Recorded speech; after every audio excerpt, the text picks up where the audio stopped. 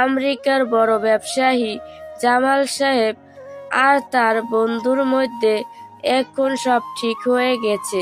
তাছাড়া বাংলাদেশে আসার পর আদিয়ান নিজে গিয়ে ফারহানের বাবার কাছে ক্ষমা চেয়ে এসেছে। মেঘ আর আদিয়ানের বিয়েতে তাদের পরিবারকে ইনভাইট করা হয়েছে। মেঘের সাথে আর ফারহানের দেখা হয়নি। এরপর ফারহান ইচ্ছে করে কখনো মেঘের সামনে যায়নি। ভালোবাসার মানুষকে জোর করে পাওয়ার চেয়ে দূরে থেকে তাকে ভালোবেসে যাওয়া শ্রেয়। কিন্তু তার জীবনে এখনো নতুন কোনো নারীর আগমন হয়নি। পরিবার থেকে বিয়ের জন্য চাপ দিচ্ছে, হয়তো খুব শীঘ্রই বিয়ে করবে। কিন্তু আজ মেঘ আর আদিয়ানের বিয়েতে সে উপস্থিত হয়েছে শুধুমাত্র মেঘকে দেখার জন্য। ফারহান এগিয়ে গিয়ে স্টেজের কাছে যায়। স্টেজের সবাই এখন আদিয়ান আর মেঘের কাপল পিক তুলছে। আজ প্রায় 3 বছর পর সে মেঘকে প্রথমবার দেখল। ফারহান শান্ত চোখে মেঘের হাস্য উজ্জ্বল মুখের দিকে তাকিয়ে থাকে। এক লম্বা দীর্ঘশ্বাস ছাড়ে, মুখের মলিন হাসি ফুটে ওঠে। স্টেজের থেকে দূরে মাঠ বরাবর দাঁড়িয়েছিল ফারহান, কিন্তু হঠাৎ পেছন থেকে একজনের সাথে ধাক্কা লাগে। ফারহান ঘাড় ঘুরিয়ে তাকায়। ধাক্কা লাগা ব্যক্তি যখন মাটিতে পড়তে যাবে তখন তার ধরে ফেলে ফারহান। হাতের কবজি ধরে শক্ত টান দিয়ে নিজের কাছে নিয়ে আসে, এরপর নিজের সাথে চেপে ধরে। ফারহানের বুকের সাথে মিশে যাওয়া মানুষটা হলো সৃষ্টি। সৃষ্টি ভয়ে চোখ মুখ কুঁচকে দাঁড়িয়ে যায়।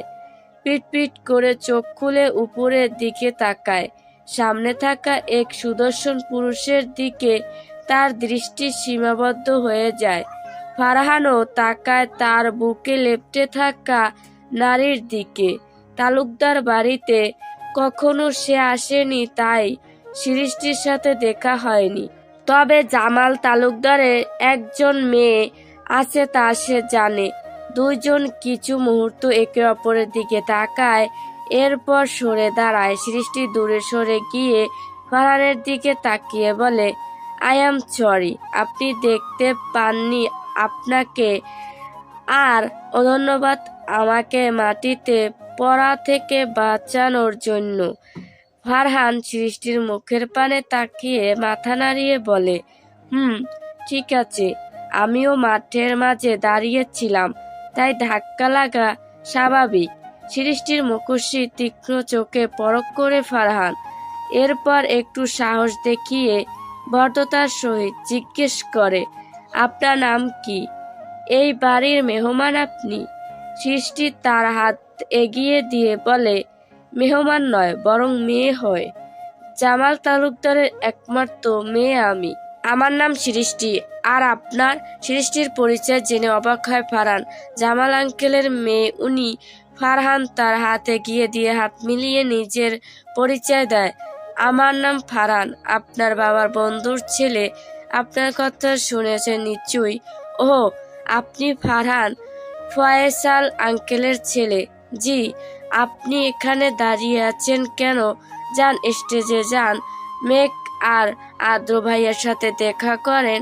আপনার পরিবার হয়তো সেখানে আছে। যাব। সৃষ্টি আর কথা বাড়ায় না, সে স্টেজে চলে যায়। ফারহান তার যাওয়ার দিকে তাকিয়ে থাকে। বিয়ে আজ না হয় করা লাগবে, কেননা এই মেয়েকে তার বউ বানিয়ে ঘরে তোলা যাক। মেয়েটা কিন্তু সুন্দরী আছে, নামটাও মিষ্টি। সৃষ্টি।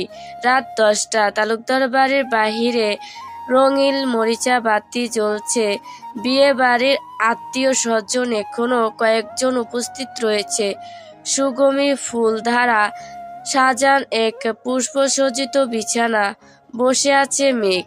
তার পরনে লাল বেনারসি শাড়ি, ওড়না দিয়ে ঘোমটা দেওয়া। বিছানার মাঝ বরাবর বসে আছে সে, মুখে লজ্জা আর মনে ভয়। আদিয়ান আর তাদের এই প্রথম বিয়ে পর বাসর রাত। আগেরবার তো আদিয়ান কবুল বলে আমেরিকা চলে গিয়েছিল। পুরনো দিনের তিক্ত স্মৃতির কথা আর মনে করতে চায় না মেঘ। আজ প্রথম সে আর আদিয়ান একসাথে থাকবে এমন নয়, কিন্তু তবুও তার ভয় করছে। অজানা ভয় বা লজ্জায় তাকে ঘিরে ধরেছে। ঘরের দরজার সামনে বিরক্ত নিয়ে দাঁড়িয়ে আছে আদিয়ান। তার সামনে কয়েকজন বাচ্চা মেয়ে, যাদের বয়স 16 থেকে 18 বছর হবে, যাদের মধ্যে অন্যতম হলো তার আপন বোন সৃষ্টি আর জোনায়েদ। সৃষ্টি হাত বাড়িয়ে তার ভাইয়ের দিকে তাকিয়ে আছে। আদিয়ান বিরক্ত হয়ে বলে, কি চাই? সৃষ্টি আশেপাশে মেয়েদের দিকে তাকিয়ে বলে, 2 লাখ টাকা দাও।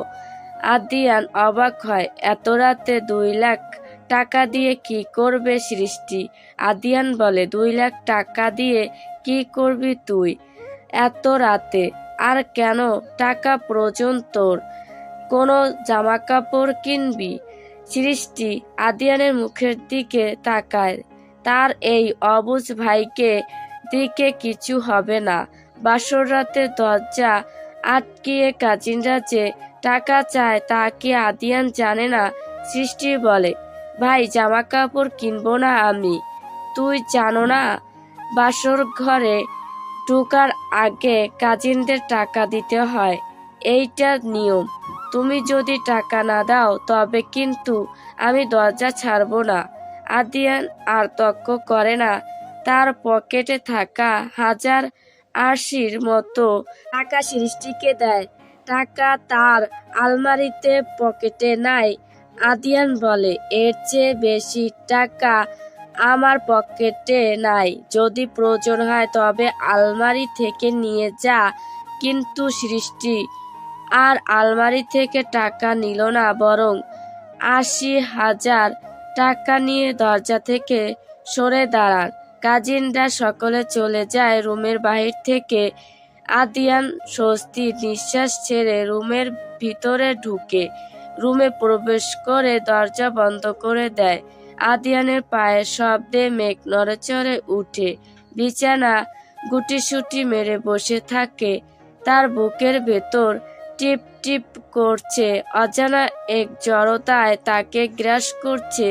আদিয়ান মেঘের দিকে তাকায়, মৃদু হাসে। প্রথমে বিছানা না গিয়ে আলমারির কাছে যায়। ড্রয়ার থেকে 20 লাখের মতো টাকা আর পুরান 2 জোড়া ইয়ারিং বের করে নিয়ে আসে। ধীর পায়ে হেঁটে এসে বিছানার দিকে এগিয়ে আসে। তবে তার আগেই মেঘ বিছানা থেকে উঠে দাঁড়ায়। ফ্লোরে নেমে আদিয়ানের কাছে যায়। হাঁটু গেড়ে আদিয়ানের পায়ের কাছে বসে সালাম করবে, তখন আদিয়ান তার হাত ধরে ফেলে। কোনো কথা না বলে ওর এক হাতে কোমর আর টাকা ধরে অন্য হাতে মেঘের পা ধরে কোলে নিয়ে নেয়। হঠাৎ আদিয়ানের এমন কাজে মেঘ অবাক হয়ে যায়। চোখ বড় বড় করে তাকায়। মুখের ঘোমটা এখনো সরান হয়নি। মেঘ মাথা অবধি ঢাকা ঘোমটার আড়াল থেকে বলে উঠে, আদিয়ান, কি করছেন? কোলে কেন উঠালেন আমায়? কোনো প্রশ্নের উত্তর দিল না আদিয়ান। কোলে করে রুমের দরজা খুলে বের হয়ে যায়। বাড়ির মানুষজন এখন সারাদিনে বিয়ের অনুষ্ঠানের করে টায়ার্ড। তারা রুমে গিয়ে ঘুমিয়ে পড়েছে আর অন্যরা ডাইনিং রুমে বসে আড্ডা দিচ্ছে। সিঁড়ি বেয়ে ছাদের উপরে উঠে যায় আদিয়ান। তার কোলে মেঘ। ছাদের দরজা ভিতর থেকে লাগিয়ে দেয়। এরপর মেঘকে নিয়ে বসা এক উঁচু জায়গা উপর। মেঘ অবাক হয়ে বসে যায়। রাতের আকাশে মিটমিট করে জ্বলতে তারা। চারপাশের পরিবেশ এখন ভীষণ শান্ত। আদিয়ান এগিয়ে আসে মেঘের কাছে। এরপর ওর পাশে বসে ধীরে ধীরে ওর মুখের উপর থাকা ঘোমটা সরিয়ে দেয়। মুগ্ধ চোখে মেঘের দিকে তাকিয়ে থাকে। মেঘকে বেশ লজ্জা পেয়ে যায়। চাঁদের মিটিমিটি আলোয় তার বউকে দেখতে ভীষণ সুন্দর লাগছে। আদিয়ান বলে, মাশাআল্লাহ, আমার বউ অনেক সুন্দরী। আদিয়ানের কথায় মেঘ লজ্জায় নেতিয়ে পড়ে। চিবুকের ওপর হাত দিয়ে উঁচু করে ধরে আদিয়ান। এরপর ঠোঁট এগিয়ে নিয়ে ছুঁয়ে দেয় মেঘের কপালে। শব্দ করে চুমু খায় তার বউকে। এরপর তার পকেটে থাকা টাকার বান্ডেল এগিয়ে দেয় মেঘের হাতে আর বলে, এই নাও মেঘ, তোমার মোহরানার টাকা। যদিও অনেক দেরি হয়ে গেছে, বিয়ের প্রথম 12 বছর হয়ে গেল। মেঘ টাকা হাতে নিয়ে আদিয়ানের মুখের দিকে তাকায়। তার হাতে থাকা পুরনো একজোড়া কানের দুল দেখায় মেঘকে। বেশ পুরাতন ডিজাইন, কিন্তু নতুন রং করা। মেঘ বলে, এই ইয়ারিং কেন দিলেন আমায়? অনেক পুরাতন দুল। হ্যাঁ, অনেক পুরাতন, প্রায় 12 বছর আগের কেনা। তোমার জন্য কিনেছিলাম। মেঘ অবাক হয়ে বলে, 12 বছর? এত আগে কেন কিনেছিলেন আপনি? তখন আপনার সাথে আমার দেখা হয়নি। জানি। আব্বু যখন তোমার সাথে আমার বিয়ে ঠিক করিয়েছিল, তখন আমার জমানো টাকা দিয়ে এই একজোড়া ইয়ারিং কিনেছিলাম। মেঘ আদিয়ানের দিকে তাকিয়ে মুচকি হাসে। বিয়ের জন্য আগেই মেঘ কানের দুল পরেছিল, তাই এই দুল পরা আর সম্ভব হয়নি। আদিয়ান বলে, মেঘ, অনেক ভালোবাসি তোমায়। আই লাভ ইউ মেঘ। মেঘ মুচকি হেসে উত্তর দেয়, আই লাভ ইউ টু। আদিয়ানের কাঁধে মাথা রেখে মেঘ নীরবে চোখ বুজে। সরি বন্ধুরা, ক্ষমা করবেন। আমার গলা ব্যথা করে, তো তার জন্য গলা ভেঙে গেছে, তার জন্য ভয়েসটা এবিল হচ্ছে, তার জন্য ক্ষমা চাচ্ছি। এই ভয়েসে ভিডিও দিচ্ছি আপনাদেরকে।